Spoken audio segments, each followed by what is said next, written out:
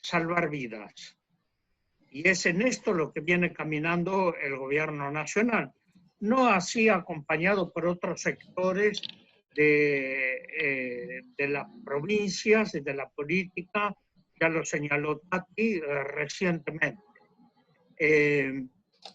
Lo importante en este momento es trabajar para preservar la vida y preservar la salud. Y esto requiere del esfuerzo de todas, todos y todes para poder trabajar juntos y poder avanzar en políticas sanitarias en el país. Creo que esto es lo fundamental. Y la gente tiene que cuidarse, porque si la gente sale y no hace caso a las medidas de prevención, la consecuencia la tenemos ahora.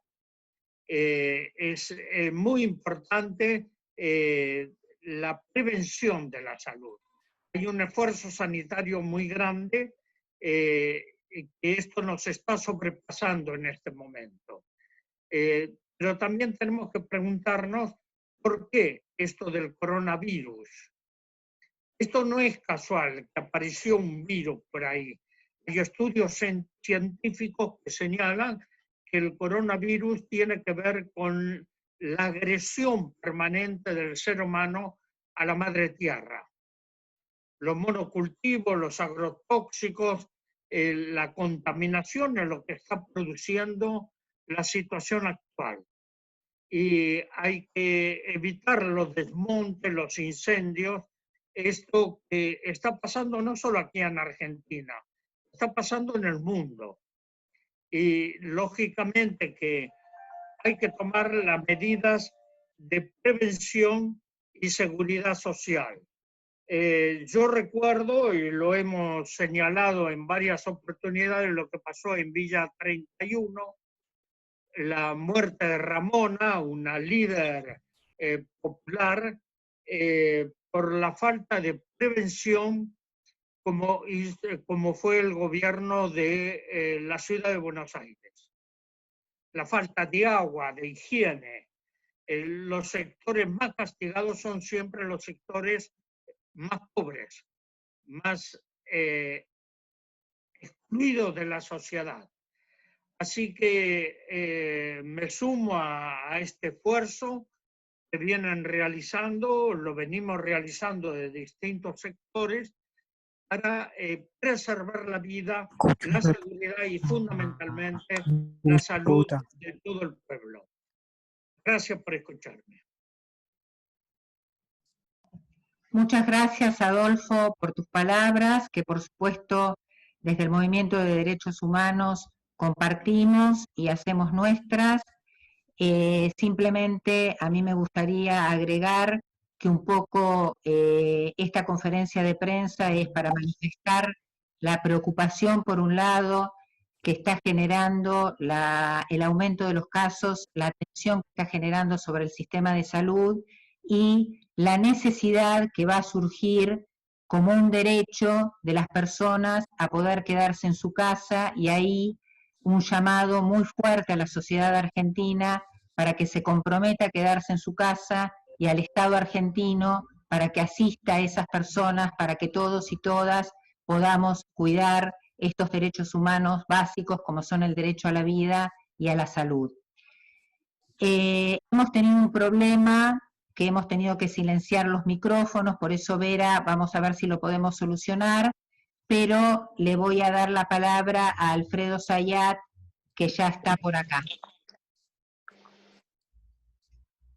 Llámala a Ernesto Kaufman. Bueno, buen día, buenas tardes. Bueno, muchas gracias por haberme convocado, Héctor Francisetti, y a cada uno de los miembros de este colectivo que me parece que es clave en este momento. Como bien dice el documento, la salud y la vida son derechos humanos que el Estado debe garantizar. Y el Estado tiene que garantizarlo en la política sanitaria y con la política económica de emergencia. Dos aspectos quiero compartir con ustedes. Uno es que la militancia anticuarentena no es solamente ese discurso vinculado con la libertad, sino que hay un interés político muy, muy claro, y es más que evidente. Desde las pocas semanas después de el anuncio de la política sanitaria de cuidado, que traducido es la cuarentena. Es la de erosionar la base política del gobierno de Alberto Fernández y Cristina Fernández de Kirchner. Digamos, y esto quedó en evidencia con la actitud que tuvo el bloque de poder económico, que lo he definido en la conducción política de ese bloque de poder económico. Y para poner nombres propios, que fue Techín y es Clarín.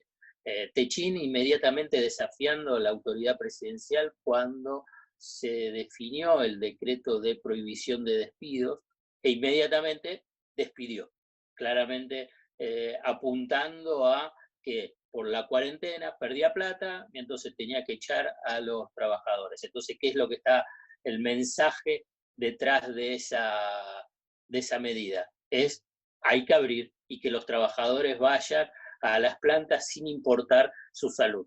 Lo vemos en los hechos cuando gobiernos de derecha mantienen la apertura económica sin importar la salud de los trabajadores.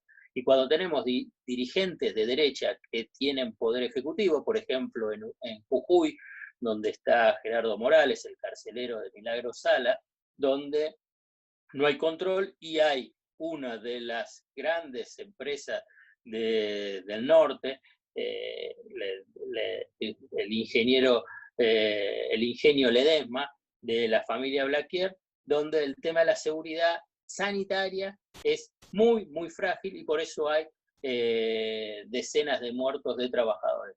Pero para esos sectores, para el bloque de poder tradicional de Argentina, el trabajador es descartable.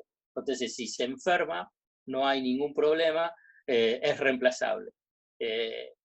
Entonces, esto es un punto esencial. Desde ese momento empezó esa militancia anticuarentena. Y después, como todo ese poder fáctico, tiene su correlato en los medios de comunicación dominados por la derecha, Clarín, La Nación, Infobae, que han comenzado en forma persistente, día a día, a debilitar esa confianza social, ese esfuerzo social vinculado con la protección. La protección, cuidarse uno para cuidar al otro. Me parece que esto es un punto esencial para tratar de entender qué es lo que está pasando. Esto es una disputa política, que involucra la política sanitaria. Por eso es tan relevante que los movimientos sociales, los movimientos políticos empiecen a tomar cuenta de esa disputa política y entonces hacerle frente en esa disputa política, porque si no avanza, como avanza siempre la derecha, sin importar la vida ni los derechos humanos de los sectores más vulnerables, en este caso el de los trabajadores, donde esta vocación, esta ansia, esa desesperación por la renta, por la tasa de ganancia, por recuperar rentabilidad, dice, bueno, que vaya el trabajador y sin respetar los protocolos, como bien mencioné, en lo que es el ingenio Ledesma. Dicho esto, que hay que dar esa disputa política vinculado con la política sanitaria, hay que también dar una disputa fuerte vinculado con la protección económica. Antes lo mencionaban y me parece que es importante, es tan relevante decirle y tener una política pedagógica, un mensaje pedagógico a la sociedad de la necesidad de cuidarse frente a la pandemia, como es necesaria una política, un mensaje pedagógico sobre la política económica de protección a los sectores que los afecta la pandemia. Los sectores económicos, a nivel de los ingresos, hay una cuestión que es clara, hay una red de protección social y económica muy importante. Ahora bien, uno puede decir, por ahí puede ser más, e incluso señalar a dónde hay distritos donde no se implementan políticas de alivio o de emergencia. El caso más evidente y más obsceno es el de la Ciudad de Buenos Aires. La Ciudad de Buenos Aires es el distrito más rico del país. La Ciudad de Buenos Aires, en el término sanitario, es de las políticas más débiles vinculado con el tema sanitario. Esto lo dicen todos los trabajadores vinculados con la salud pública. Además, la Ciudad de Buenos Aires tiene los indicadores de contagio y de muerte más elevados de todo el país. Fue el foco de difusión del virus hacia la provincia de Buenos Aires y hacia el resto del país. O sea, una política sanitaria muy, muy débil, y además con un discurso típico del macrismo de doble vara y de doble discurso, donde dice que está todo bien, que la situación está mejor, y entonces por eso se flexibiliza, cuando en realidad los indicadores son negativos y son cada vez peores.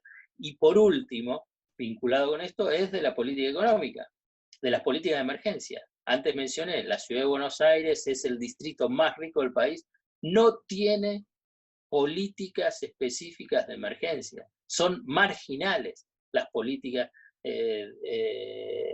económicas de emergencia y protección. No tiene un ATP para el comercio y la industria de la Ciudad de Buenos Aires, no tiene un IFE para la Ciudad de Buenos Aires, ni asistencia especial para los sectores más vulnerables de las villas miserias, de los barrios populares. En cambio, la provincia de Buenos Aires es una situación más compleja en términos económicos, sí lo tiene. O sea que la Ciudad de Buenos Aires sí lo puede hacer, pero no lo hace, porque es una decisión, obviamente, política de un gobierno de derecha, que es el de la Ciudad de Buenos Aires, que es del PRO. Antes estaba en el gobierno nacional cuando estaba con Macri. Entonces me parece que eso es importante, que hay que remarcar, hay que señalarlo, porque me parece que en eso está esa disputa política. Fíjense, y para cerrar y no ser tan extenso, cómo es la cobertura, porque tiene una obscena cobertura mediática, el PRO en la Ciudad de Buenos Aires, como antes existía a nivel nacional. Fíjense cómo es la cobertura vinculada con el cierre de los comercios de la Ciudad de Buenos Aires. Porque la responsabilidad del cierre del comercio de la Ciudad de Buenos Aires es la Ciudad de Buenos Aires. Y además, quien tiene que proteger y dar políticas de emergencias específicas a los comercios es la Ciudad de Buenos Aires. Y uno, cuando hace zapping y recorre los noticieros y hablan sobre los problemas de los comercios, la Ciudad de Buenos Aires no mencionan a la Ciudad de Buenos Aires, no mencionan que no hay ni una política específica vinculada con el comercio de la ciudad. Bueno, finalmente, para cerrar, digo que la política sanitaria es fundamental, es clave. Y además el gobierno de Alberto Fernández se adelantó, tuvo políticas prematuras que precisamente hace que en términos relativos con respecto a otros países latinoamericanos, la Argentina tenga mejores indicadores. Ahora bien, también es necesario tener políticas económicas de emergencia para atender a los sectores que están castigados precisamente por la pandemia. Bueno, muchísimas gracias por la participación y darme este espacio de compartirlo con todos ustedes. Muchas gracias a vos, Alfredo. La verdad que siempre es un placer escucharte y muy clara la relación que existe entre la política sanitaria y la protección económica de los sectores productivos para preservar el tejido social. Como vos decías en el fin de semana, la pospandemia es hoy, y hoy es el momento de asistir a todos los sectores para que puedan cuidar la vida y la salud. Así que muchísimas gracias, siempre muy claro y un placer escucharte. Vera, no sé si estás por ahí para que puedas hablarnos. Escuché Perfecto. a los compañeros y comparto todas las preocupaciones, desde luego. Y como tantas preocupaciones llevan a pesimismos en general, lo que voy a aportar es, espero, y voy a usar un término médico, pero con otro sentido. Me gustaría aprovechar esta oportunidad para infundir un poquito de optimismo. No es fácil, porque estamos viviendo muchas tragedias, muchas situaciones realmente terribles también. Bueno, un compatriota mío, Gramsci, decía que él era pesimista con la razón, con el cerebro, pero optimista con la voluntad. Yo añadiría con la esperanza también. Y eso es lo que necesitamos. Siempre se necesita eso, la voluntad. En este momento, la voluntad nuestra, la primera, es esa prioridad absoluta del derecho de la salud, del derecho de la vida, que va antes de todos los derechos que deben ser respetados. Entonces, ¿cómo puedo infundirles este optimismo? Bueno, yo voy a imaginar, la imaginación a veces sirve, de que estemos en la post-pandemia, donde todos pensamos que vamos a volver a cierta normalidad. Va a ser muy distinta. Tenemos que prepararnos. Entonces, desde ese futuro, miremos hacia atrás, o sea, hacia nuestro presente. Y hemos podido reflexionar bastante sobre lo que vamos viviendo. Todos los días, yo creo que cada uno de nosotros ha tenido experiencias buenas, malas, y ha pensado mucho. Bueno, no tenemos que olvidar todo eso. Y desde el futuro, yo diría que, bueno, miremos hacia lo que ya ocurriendo en el presente nuestro, y hubo cosas muy buenas y hubo cosas muy malas. Desde luego, lo mejor que tuvimos fue, y tenemos un reconocimiento enorme hacia médicos, enfermeros, que con esa heroica solidaridad dieron todo lo posible. Y la ciencia, lo mismo.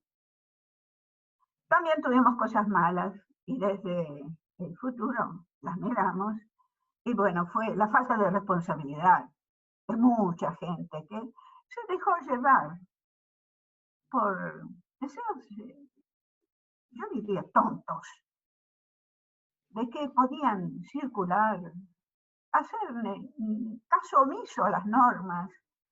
Bueno, eso lo hemos vivido también, lo estamos viviendo. Políticas, dentro de la política hubo cosas buenas, cosas malas. Todo eso lo tenemos hoy, pero desde el futuro tenemos que atesorar las reflexiones, las experiencias, las estrategias que se usaron. Y entonces, como ahora en el presente todo parece imprevisible, porque esto parecía imprevisible, aunque estoy de acuerdo con Adolfo que sí lo podíamos prever. Y no es verdad que todo es imprevisible, no es verdad. Porque si nos situamos antes, vivimos muchas tragedias, vivimos la miseria, vivimos el hambre, vivimos el desastre del ambiente, que en buena parte es culpa de todos nosotros. Vivimos también una cosa que nos tiene que preocupar mucho desde el futuro, que es todo lo que está viviendo el mundo del trabajo, en todo el mundo. Un trabajo que parece mentira, después de todas las luchas y todas las conquistas que hubo desde fines del 800 en adelante. Pero estamos volviendo atrás de una manera tremenda. El trabajo es depreciado y despreciado. Y yo veo que volvemos, si seguimos de esta manera, seguimos a la Edad Media. Cuidado. Todo eso lo teníamos ya el año pasado, lo teníamos hace 2 años también. Entonces, contra esos males, que no son enfermedades, pero son desastres absolutos, son tragedias de la humanidad. Ante todo, la miseria, la exclusión y el hambre. Entonces, todo eso, yo diría que con un toque de voluntad, con la unidad de todos nosotros, podemos pensar diferente en muchas cosas, pero tenemos una lucha por delante enorme, para ganar no solamente la batalla contra esta enfermedad, que me parece que se está acercando. Me parece que está acercando el momento, ojalá que sea pronto, porque ya hoy tuvimos la noticia de una vacuna, y va a haber otras, y hay remedios, y hay un tesoro de abnegación de todos los que están luchando contra esta enfermedad, que es la prioridad absoluta, sigo sosteniendo, del derecho a la salud y la vida. Y bueno, todo eso lo tenemos. Lo que tenemos que entender, y en eso sí soy optimista, que poniendo la voluntad, la esperanza, la lucha en común, todos juntos, podemos, no sé si gradualmente o aceleradamente, ganar batallas. Y esas batallas pueden ser ganadas con la buena voluntad de todos, y yo pienso y siento verdaderamente que todos debemos poner algo. Las utopías, las famosas utopías, pueden realizarse, pueden convertirse en realidad. Y con esto creo que aporté un algo de reflexión, y comparto todo lo que dijeron los compañeros, desde luego, agradeciendo ante todo esta ocasión de haberlo podido decir y de poder soñar con un mundo mejor para todos, de inclusión y de justicia social. Hacia eso tenemos que tender todos. Yo no diría nada más. Agradezco la oportunidad de haberlo podido decir. Querida Vera, la verdad que tus palabras son siempre aleccionadoras. Hemos aprendido con vos nunca más el silencio, nunca más el odio, y hoy aprendemos otra cosa que es la fuerza de la voluntad. La verdad que te queremos, te admiramos y reconocemos todo lo que nos aportás, vos y todas las madres, siempre, en cualquier momento. Donde están ustedes está el camino correcto. Así que muchas gracias por estar, muchas gracias por participar y te mando un fuerte, fuerte abrazo. Gracias.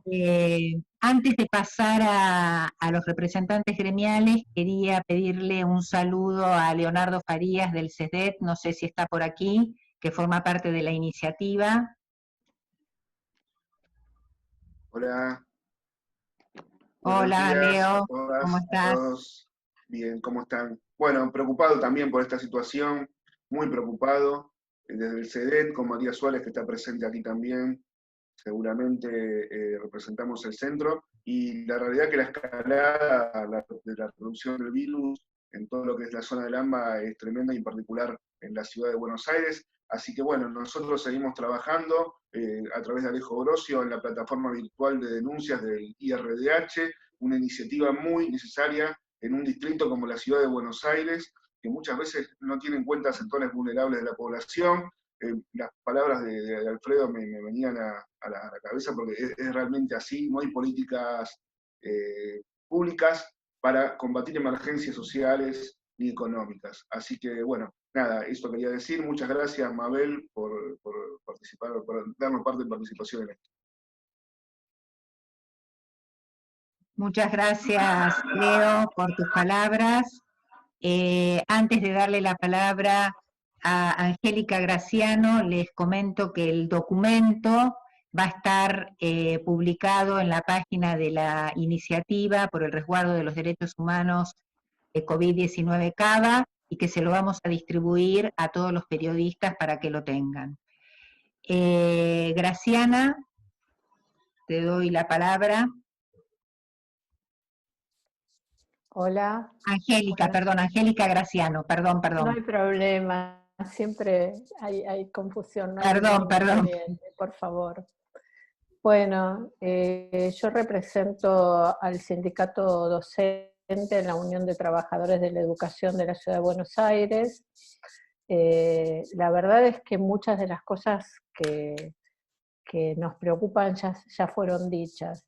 En principio, que en momentos críticos en momentos de crisis se ve lo mejor y lo peor de cada uno, lo mejor y lo peor del sistema político y lo mejor y peor de todas las organizaciones del pueblo. Y evidentemente nosotros tenemos lo mejor acá presentes, que son nuestras luchadoras, nuestras madres, nuestras abuelas, y muchos compañeros y compañeros que forman parte del poder popular en Argentina, que son los sindicatos, que son algunos partidos y algunas organizaciones, asociaciones en defensa de los derechos humanos. En particular, nosotros estamos dando una batalla muy importante respecto del cumplimiento del derecho social a la educación en la ciudad de Buenos Aires. Y este derecho social a la educación, que hoy no está siendo garantizado por el jefe de gobierno, por Rodríguez Larreta, es un elemento más. O sea, lo que se pone en evidencia es que durante todos estos años de neoliberalismo en la ciudad de Buenos Aires, que llevan casi 12 o 13, vienen bajando un punto por año del presupuesto. En el momento de crisis es cuando se ve verdaderamente cuál es el efecto de la baja de inversión en la educación pública en la Ciudad de Buenos Aires. Hemos denunciado reiteradamente que no hay lavandina en las escuelas, que no llegan las cajas chicas a las directoras para que compren los elementos, o para que hagan las fotocopias, o para que les lleguen a los chicos los cuadernillos. Pero la verdadera batalla es, como decía Zayat, la verdadera batalla es económica. Acá de lo que estamos dando todas las organizaciones es una fuerte lucha y resistencia a los sectores económicos que quieren ignorar el nivel de contagios, que quieren ignorar una pandemia, que quieren ignorar una crisis económica y que quieren ignorar que está en juego nuestra salud, la salud de las y de los trabajadores y la salud de los pibes y pibas y la salud de las familias. La presión por empezar las clases no es una presión interesada en garantizar la ciudadanía plena. La presión por empezar las clases es una presión que viene del mercado. Viene del mercado porque en la Ciudad de Buenos Aires se hace como que aquí no pasa nada. En la Ciudad de Buenos Aires se simula una normalidad inexistente. En la Ciudad de Buenos Aires se vulneran los derechos de las y los ciudadanos todos los días, solo que no es televisado, solo que es denunciado por nuestras organizaciones y por todas las organizaciones que se ocupan de garantizar derechos. Nosotros decimos que los trabajadoras y trabajadores del Estado, en los que incluimos la educación pública, garantizamos derechos, garantizamos políticas públicas para que se garanticen los derechos. Esos trabajadores y trabajadoras de la educación están completamente desprotegidos. Hay un nivel de contagio muy alto en los auxiliares de las escuelas, donde se hicieron los operativos de comida. Hay un contagio muy alto en muchas compañeras y compañeros que estuvieron en los operativos de comida. Hemos denunciado la cantidad y la calidad de la comida que se distribuye en las escuelas. Es vergonzoso, es humillante que una familia tenga que salir de su casa a contagiarse, a hacer una cola debajo de la lluvia con frío, y que cuando llega tenga 10 o 15 saquitos de té. Hemos pedido incansablemente, y lo vamos a seguir haciendo, que se universalice el derecho a la canasta escolar, que se universalice y se garantice igualitariamente a todos aquellos que lo necesiten. Porque con la crisis económica, ¿qué sucedió? Que muchas familias que antes no tenían dificultades, o que sus hijos no comían en las escuelas, hoy se ponen en la cola a reclamar la canasta alimentaria, que cuando llegan, cuando les toca, la canasta no está para ellos, porque no están en la lista. Eso es en el aspecto alimentario. El otro aspecto que está seriamente vulnerado es el derecho a la conexión. El derecho a la conexión y el derecho a tener clases a través de las computadoras que tendría que garantizar el Ministerio de Educación. Porque si el derecho social a la educación hoy depende de las tecnologías, ese derecho debe ser garantizado por el Estado. Entonces tenemos el derecho a la alimentación, el derecho a la conectividad y el derecho a la computadora, y el tercer derecho es a que se garanticen en los establecimientos las condiciones de higiene y seguridad y protección. Se está haciendo una muy fuerte campaña para volver a las clases, para simular la normalidad, para volver para hacer lo que el jefe de gobierno, lo que Larreta hace muy bien, que es una impostura, para simular que aquí está todo bajo control. Nosotros le queremos decir a todos los periodistas presentes, acá no hay nada bajo control. Está más bien todo muy descontrolado. Lo que pasa es que no hay medios de comunicación que hoy manifiesten claramente cuáles son los riesgos sanitarios, de salud, de la vida y de la educación que están en juego. Por último, quería decir que dentro de nuestra central de la CTA de la Ciudad de Buenos Aires, nosotros estamos pidiendo fundamentalmente que se proteja a los padres de nuestros chicos a través de un IFE de la ciudad, a través de una ATP de la Ciudad de Buenos Aires. El Banco Ciudad tiene un fondo anticíclico muy importante que no es utilizado para la ayuda, para la seguridad social, no para la ayuda social, para la seguridad social, que deberían ser los derechos básicos. Ese dinero está siendo guardado para vaya a saber qué. Entonces lo que nosotros estamos reclamando es que para que sea posible, estamos diciendo que para que sea posible el efectivo derecho social a la educación, debe haber un conjunto de políticas públicas que lo acompañen. Y en ese conjunto de políticas públicas tiene que estar el derecho a la alimentación, el derecho a la protección sanitaria, es decir, a la salud, el derecho a la conectividad y a las computadoras, y el derecho a tener una protección social mediante distintos subsidios del Estado para que las compañeras y compañeros no tengan que salir a contagiarse y las familias puedan cuidar a sus hijos. Porque hoy no hay condiciones para la vuelta a clase y sabemos muy bien que el jefe de gobierno Rodríguez Larreta no nos cuida, entonces que nos va a mandar a todos a las escuelas y que todos vamos a terminar enfermos, contagiados, y que vamos a llevar no solo el virus a la casa de nuestros alumnos, sino también a la casa de las y los trabajadores de la educación.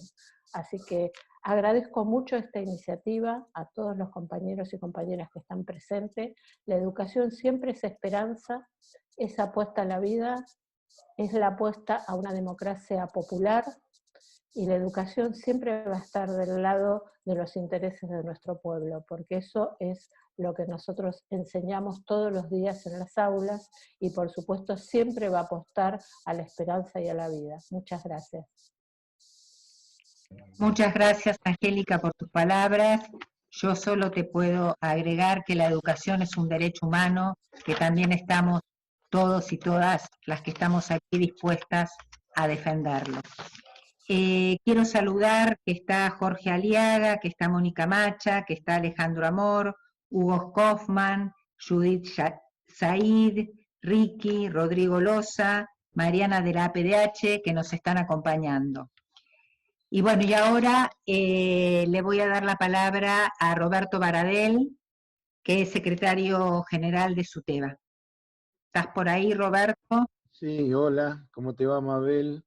Un saludo a todas y a todas, en particular a Tati, a Jara, a Vera, a Adolfo, a Alfredo, Angélica, Altano, bueno, a Héctor, que me invitó, a todas las compañeras y compañeros. Por supuesto que adhiero absolutamente a lo que han planteado hasta ahora.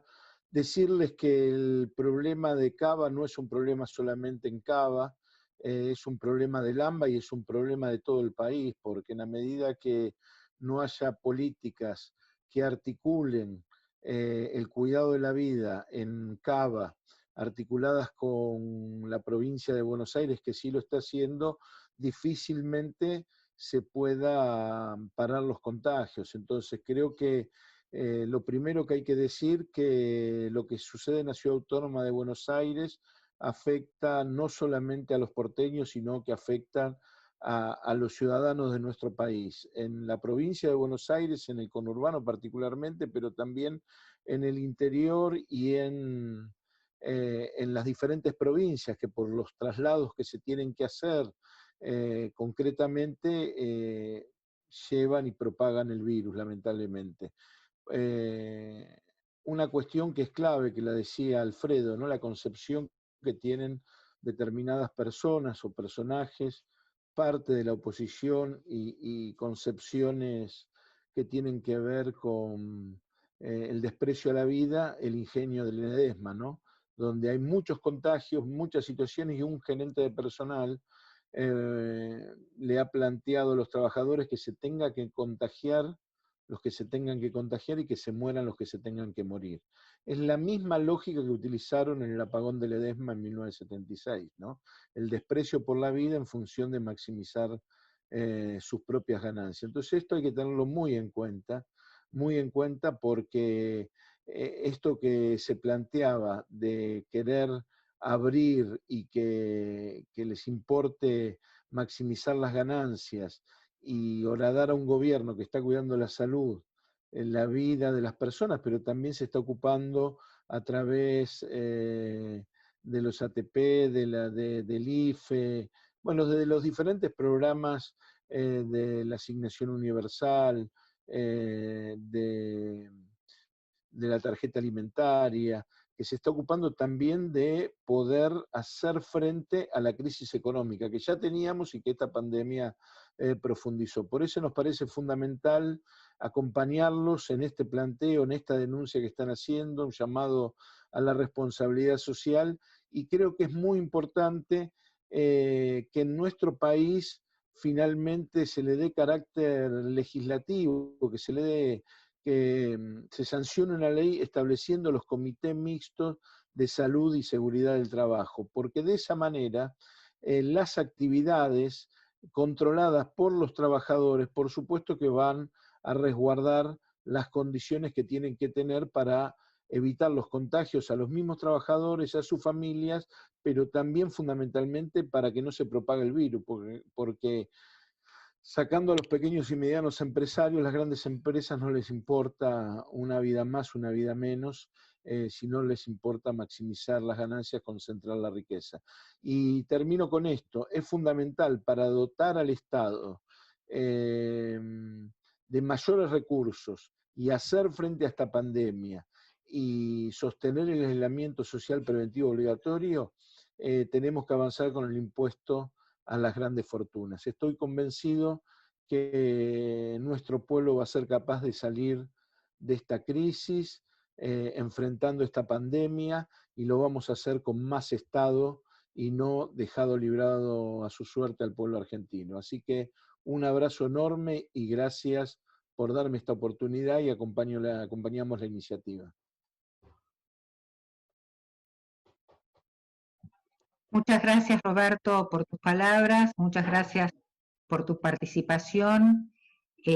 Compartimos plenamente la visión que tenés tanto de la emergencia sanitaria, de la emergencia social, económica, y cuál tiene que ser el rol del Estado de esta situación de emergencia. Obviamente salimos con más presencia del Estado y con más respeto a los derechos humanos. Así que muchísimas gracias. Y por último, para esta tanda nos toca a Daniel Catalano. No sé por dónde andás. Hola, ¿qué tal? Estoy acá. Buenos días a todos y todas. Bueno, por supuesto, abrazar a nuestras queridas madres de Plaza de Mayo.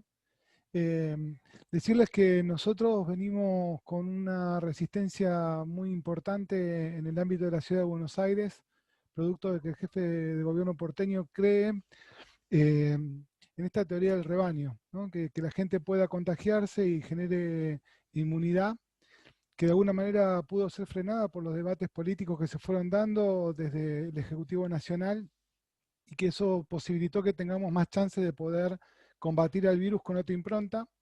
Pero recordemos que en la Ciudad de Buenos Aires, antes del COVID-19, tuvimos el dengue, y tenemos más de 6.000 personas que han sufrido el dengue por abandono, sobre todo en la zona sur de la Ciudad de Buenos Aires, que es algo que era fácil de poder combatir y que no se instrumentó, y eso tiene que ver con el desprecio que tiene Horacio Rodríguez de Larreta sobre la ciudadanía. Y también recordemos que en materia de salud estábamos tratando de superar el 5x1, que era la eliminación de 5 hospitales para poder tener uno un poquito más grande, pero suprimiendo funciones y dejando mucha gente sin trabajo. Y en eso nos agarró el COVID, ¿no? En el medio de una resistencia de los trabajadores y las trabajadoras de salud para tener más posibilidades de sobrevivir. Hoy tenemos cinco causas avanzadas en la justicia. Una la inició los compañeros y las compañeras de UTE por el tema de los alimentos y la falta de insumos. Las otras 4 la hemos llevado adelante desde ATE. Lo cierto es que los hospitales porteños no dan los insumos para poder trabajar y evitar el contagio de nuestras compañeras y compañeros enfermeros, por eso es tan alto el nivel de contagio que hay entre el personal de salud. Agregar que nuestras compañeras y compañeros están agotados, son muchos meses de estar trabajando en la primera línea, recibiendo pacientes y tratando de cuidarlos y tratando de garantizar la sobrevida. Eso es algo a destacar, porque si bien el nivel de contagio que tenemos es alto, el nivel de mortalidad no lo es tanto a comparación de otros países, y tiene que ver con el nivel de intervención que está habiendo en base a una decisión política del Ejecutivo, pero que en la Ciudad de Buenos Aires no se ve reflejado de esa manera. Lo vimos con la falta de agua en Barracas, con la falta de agua en la 31, con el abandono que hubo sobre esa población, que lo sigue todavía sufriendo cortes intermitentes de agua, y que eso imposibilita que puedan tener el acceso a poder higienizarse y poder hidratarse. Bueno, todas estas son las situaciones a las que Horacio Rodríguez Larreta nos va sometiendo en medio de la pandemia. Queremos además destaca Alejandro Amor, él sabe todos los esfuerzos que hemos hecho para que los niños y niñas que están en los hogares de la Ciudad de Buenos Aires no se contagien, que viven en esos circuitos cerrados, y que la única forma de contagiarse es cuando los trabajadores y las trabajadoras llevamos el virus al lugar de trabajo. No lo pudimos evitar, hemos dado una pelea muy grande con el gobierno porteño para que nos puedan dar los camisolines, el alcohol en gel, los tapabocas. La verdad que nos costó muchísimo que puedan hacer los hisopados, costó mucha presión judicial para que eso se pueda llevar adelante. El gobierno de Larreta no es un gobierno de diálogo, es un gobierno que directamente impone una situación social, económica y de salud. Lo mismo que pasa en las escuelas, nos pasa a nosotros en cada uno de los ámbitos de trabajo, y estamos haciendo lo posible para no contagiarnos y para poder cuidar a la población con la que nosotros trabajamos permanentemente. Pensamos que estamos en un momento muy duro, porque ya las camas no están siendo las suficientes para poder garantizar la salud a la población que sigue cayendo y que sigue enfermando.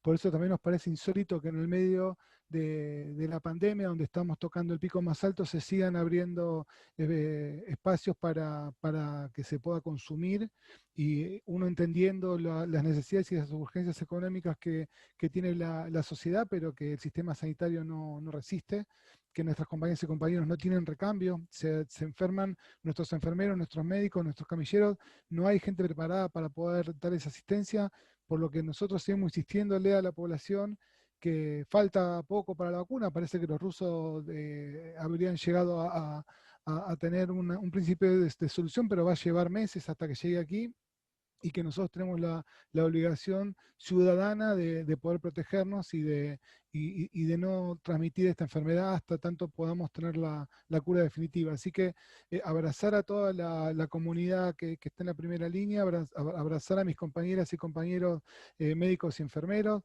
Recordemos además que los enfermeros de la Ciudad de Buenos Aires vienen llevando adelante una pelea muy, pero muy grande para ser reconocidos como licenciados, tienen el título universitario de sus 5 años de estudio y no son reconocidos como licenciados por el gobierno porteño.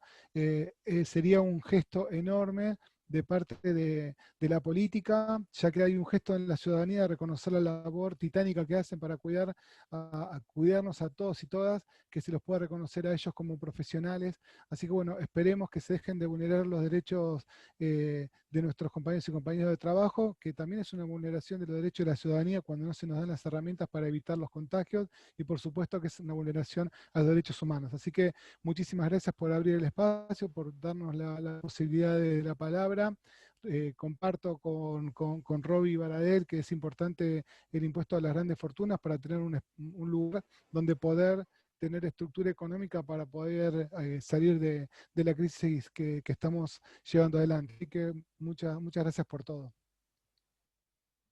Muchas gracias, Tano, por tus palabras, y la verdad que queremos resaltar el inmenso apoyo que ha tenido esta convocatoria de los y las trabajadoras, que somos las que estamos dando esta batalla cotidianamente, enfrentando esta pandemia y tratando de preservar y resguardar en la medida de lo posible la vigencia irrestricta de los derechos humanos.